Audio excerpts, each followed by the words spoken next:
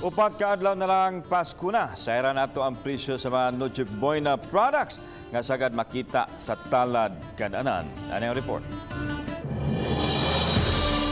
Sa usa ka supermarket sa Dakbayan, Sugbo, aduna pay igong supply sa mga Noche Buena products.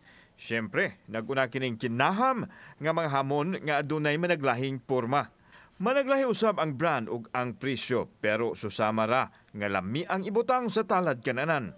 Gikan sa 399 hangtod sa 769 ang presyo sa hamon, depende usab sa timbang o gidakon.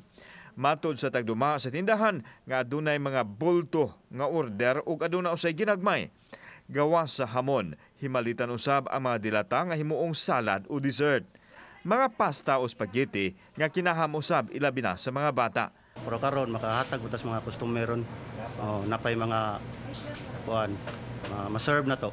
Samtang ipaniguro usab sa Department of Trade and Industry nga nasunod sa suggested retail price ang ipatuman nga presyo. Nakasubay sir.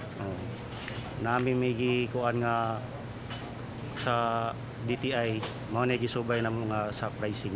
Rest assured nga all these items that are covered under the SRP nga Noche Buena products are within or below the SRP republished by DTI last November 9. Samtang gipanayag sa opisyal sa DTI inis kahigas nga sub-sub ang ilang monitoring sa presyo sa mga Noche Buena products. Wa hinuon sila'y nakita nga milapas ilang lagda apan gidasig nila ang mga konsumidor sa pag-report sa ilang buhatan kung makasinati og pagtaas sa presyo. You may report to us, you may call our number 255-2631.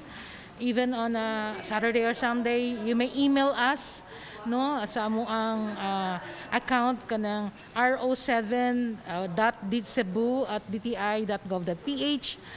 Kauban si Marlon Melgaso, ako si Alan Domingo. Balitang Bisdak.